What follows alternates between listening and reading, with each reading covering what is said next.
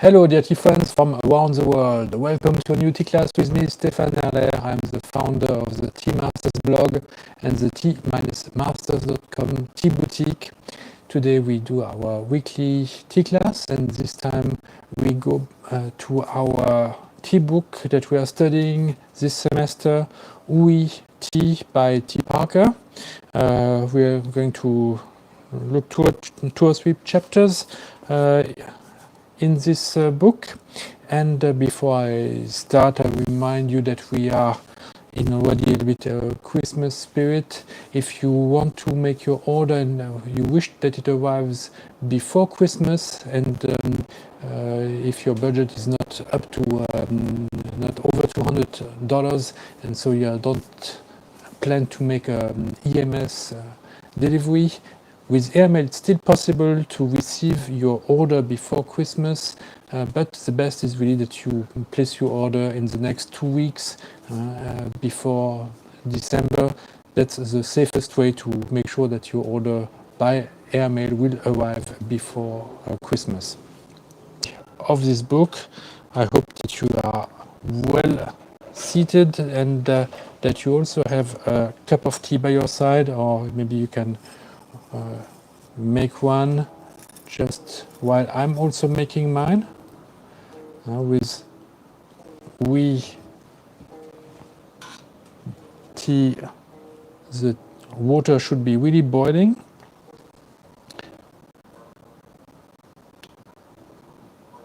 And slow pour directly on the leaves.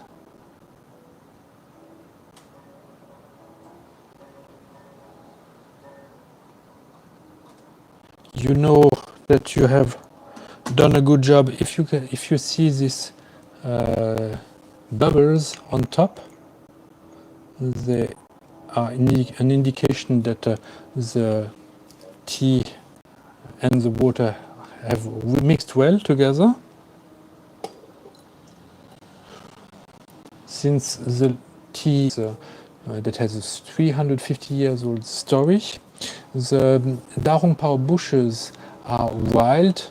They were sexually propagated, and even though now the 4 or 5 bushes have a specific location, but in history there are 4 locations for Darongpao.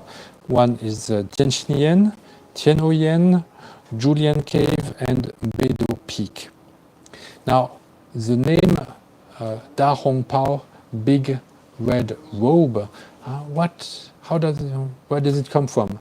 Actually, there are lots of stories about the origin of this name. In this book, Teaparker has listed 4 stories. The first one is that these robes were the color of the clothes that the farmers put on the monkeys that they had trained to pick the leaves on these cliffs, because they were difficult to access. So the farmers had trained monkeys. So that's why we hear sometimes the name of a monkey-picked oolong. So they had trained the monkeys, and they put some red clothes on them to distinguish which are the monkeys that they have trained and which are the wild monkeys that might be in the wild, in the forest of Oui at the same time. So this is maybe the first explanation for the name Darongpao.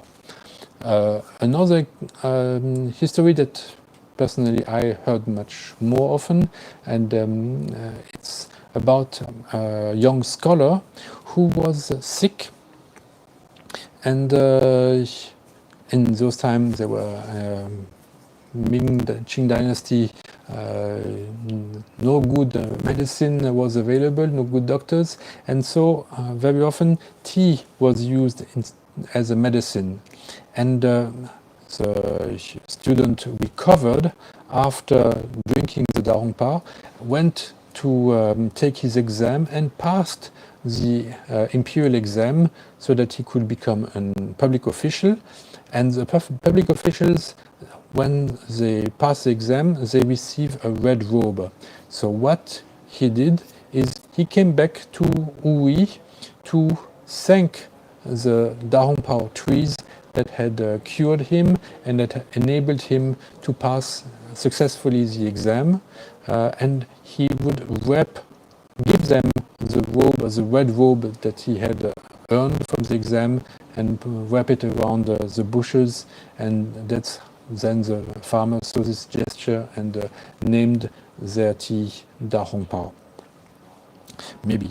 Or maybe a third possible story is that a monk from the Tianqinyan in 1927 who was making Darongpao, he noticed the color, reddish color of the buds, and so the red robe would mean actually the tea leaves themselves, because they are red when they are young, before they are picked. And another legend states that the Darongpao trees were planted by the gods themselves, and that's why this tea is so divine. And of course, this tea does not have the minerality of Wu tea, because it's from Taiwan, but it has a very sweet note and very nice. What else can we know about Darongpao? The bushes now are on against the wall of this rock, of these hills of Ui, and they are roughly 9 meters high. The location where they are is quite peculiar, because they only get sunshine in the morning. Afternoon, they are in the shade. This is very helpful for them, so that they only get the best light of the day, the best direct light, and then in the afternoon, when it becomes maybe sometimes a bit too hot, they are already protected in the shade. And because they are so close to the cliff itself, they receive the water that flows down from the rock to their feet, and therefore the water that is collected there has a lot of minerality, because it really comes down this rocky cliff. Darongpao also has a great role in Chinese history.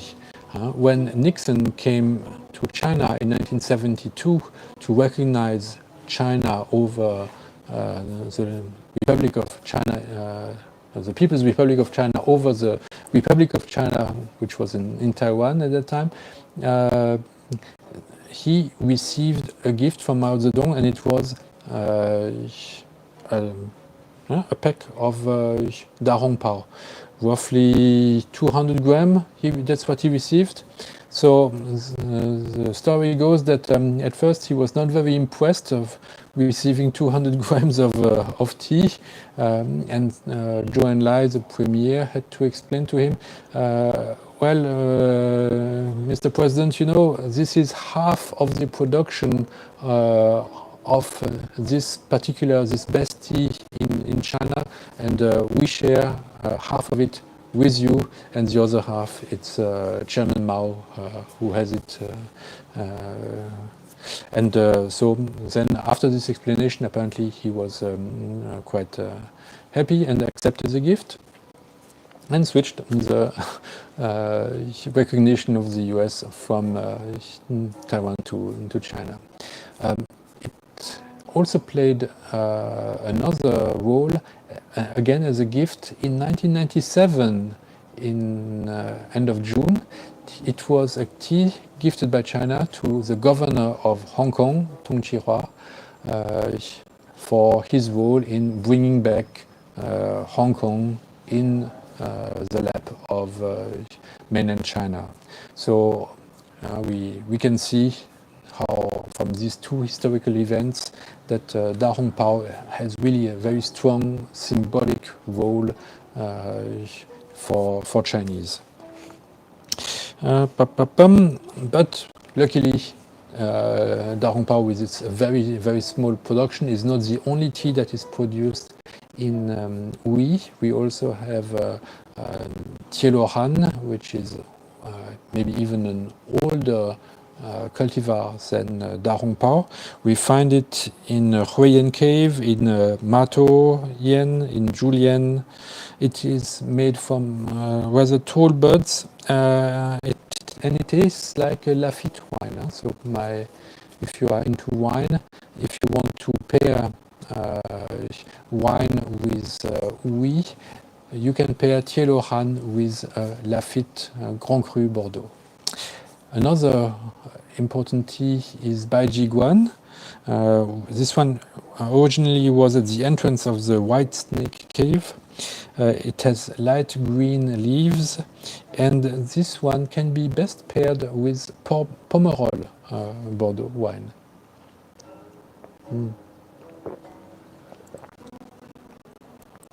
Next, chapter 8. How is Ui tea planted? Ui tea, we are in the hills of Ui. It's usually planted in terraces in order to fight erosion.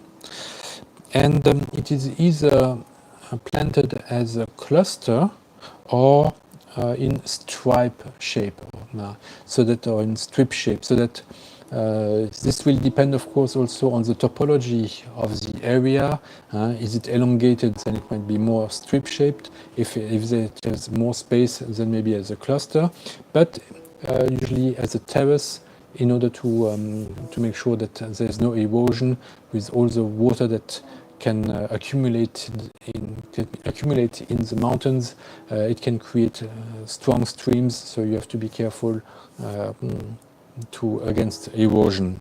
And to fight erosion, actually, they do something in every 3 years they would add soil, fresh soil, in the plantations of Ui, and this is called hill filling, adding fresh soil at the feet of the trees, because there's always some erosion, and this helps also to bring fresh soil that will add to the minerality of the taste of Ui tea. In the traditional method, weeding takes place in March, in June, and in September. Weeding is important by using mechanical means and not chemistry to take away the weed. Next chapter, we talk about how tea is manufactured in Ui, and tea, you probably can guess, is hard work.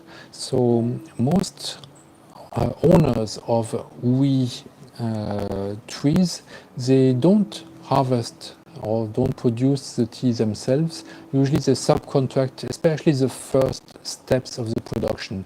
What they might do by themselves is mostly the roasting and the selling. That's also where you have a better control of the marketing and the sales. So, but the first steps very often are subcontracted, and picking starts quite late. In Ui, traditionally it starts 2 or 3 days before Li Xia. Li Xia means the beginning of Xiatian summer, according to the Chinese calendar. Remember, Chinese calendar starts a bit early. New Year is in February. That's the start of the year, and the start of the spring. So Li Xia, for instance, this year was the 5th of May. So 3 days before Li Xia brings us roughly on the 2nd of May, which is also the time when tea is harvested in Shalinxi. So it's interesting to see that these harvests happen roughly at the same time. Even though Shalinxi has a higher elevation, 1,300 meters, whereas Wu has a lower elevation. However, Wu is located more north, much more northward compared to Shaanxi. Now, when is the best time to harvest tea in Wu? Actually, this depends on the tenderness of the leaves. You don't want the leaf to be too tender. When it's too tender, the taste might become bitter very easily. But on the other hand, you also don't want the leaf to be too old. When the leaf is too old, it will lose the lighter flavors, and it will be a little bit too thick in the mouth, too much mouth feel and not enough finesse. So you have to find the right balance between these two. Also, you don't pick, of course, on a rainy day. You also don't pick on a day that is too hot or on a day without any dew in the morning. The best times actually are in the morning between 9 and 11 and in the afternoon between 2 and 5. So actually this is very good office hours. And the reason for this is you don't want to pick too early, because then there's too much dew on the leaves and so they're too humid. You want to wait for this humidity that accumulates during the night to go away. And you don't want to pick right at noon time, because then it's too hot. It's also not the best condition for the leaves. They dry too quickly, and so the afternoon is better. But you still don't want to pick too late. Then it becomes too cold, and you are not able to make a good process later on. You pick 3 to 4 leaves in a week, and the advantage of picking these larger leaves is that they are stronger for kneading. When you work on them, they won't break so easily. Now, after the picking, you start with the withering process. This process has 2 main objectives. First is to lose water, for the leaves to become lighter, have less water, but also to start a little bit the chemical change. Then, step 3, we do the shaking and resting. So the leaves are shaken so that they get a little bit bruised, and this will enable them to oxidize. And then while they are resting, so they keep on shaking and resting them, making sure that all the leaves are get moved around, so that they are not leaves that stay below the pile, and then they would become too wet. It's you have to also keep some airflow in this when you are shaking them, and that's why when you do this process, when you start this process, you keep the door of the place open, because you want the hot afternoon air or morning air to enter and bring a lot of air and help the oxidation when it's warm.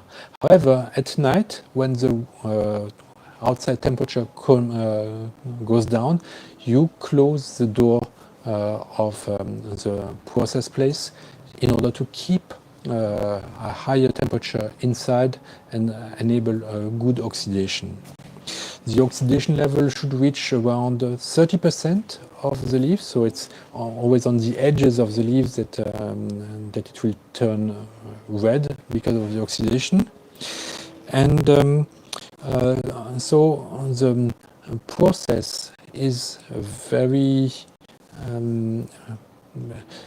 at the same time precise, but it's all done by art. It's not done by a recipe, do this for 10 minutes and this for 5. It really depends on the actual condition of the leaves. It will also depend it will be different if the leaves are picked in the morning or in the afternoon. Really, the master who is making the tea constantly smells the leaves, touches them to find out when is the right time to go to the next stage of the process, and he's not using a simple standard operating practice to make this. It's not a recipe, it's really by really art and experience. Once the oxidation is roughly done, comes a point where we have to stop the oxidation. Here, the traditional method is to use a wok to bring the leaves to a high temperature, 150 degrees Celsius.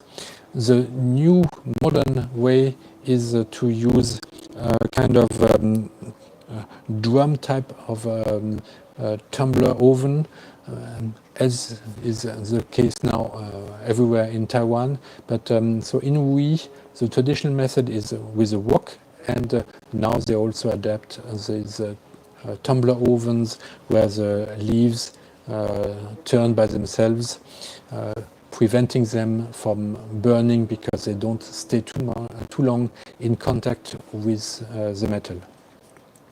Now, once so the tea is heated, it comes out. It can be a bit shaped, and this action is repeated 2-3 times. Yeah. And you do with shorter and shorter times as the tea becomes drier and drier. But the shape of the end product is done when it is very hot and when it is still a bit humid. After it's completely dry, of course, you cannot change the shape anymore. After so 2 or 3 times through this drum oven comes the roasting to dry even further the leaves. This is done at 100 degrees Celsius or a bit less. Then comes also the stage of sorting. You will they check the leaves. Are there any of course, now here the leaves are finished product, but they might look for some stems to take away, or some huangpian, yellow leaves, old leaves that might have been harvested by mistake. So they take away the bad leaves, and maybe they will even sort by the size, the longer leaves together, the smaller ones on another heap, and because while these leaves are sorted, they get a bit of humidity. The leaves are again roasted a little bit more briefly, and then they are packaged. The roasting, by the way, can happen over several months. Of course, they don't roast it for such a long time, but in total they roast them 3 times, let them rest 3 times, and so the whole process can take several months, so that the leaves usually are harvested in May, but they only come to the market in September or October, because it takes time to roast every batch carefully and let it rest and roast again, and also sort the leaves and make and then package them in maybe nowadays smaller packages for the final customers. Okay, so this gives you an idea of the legends of Da Hong Pao. How tea is grown and planted in Wuyi, and how it is processed. it is very similar to the way that Baozhong is processed, especially that's why I wanted to brew this Oui Baozhong from the spring 2020. Mm. And next week we will continue with our sampler of oolong teas from Taiwan, the sampler I've made for these classes. We will study the second tea from Shaninshi, batch 2, that was harvested on May the 4th, and we'll compare it to the one we brewed last week, May 3rd. So it will be an interesting comparison. The same tea, basically from the same plantation, from the same farmer, and only 1 day difference between the 2 batches, but it should be easy to see a difference between these teas. We'll see why next week.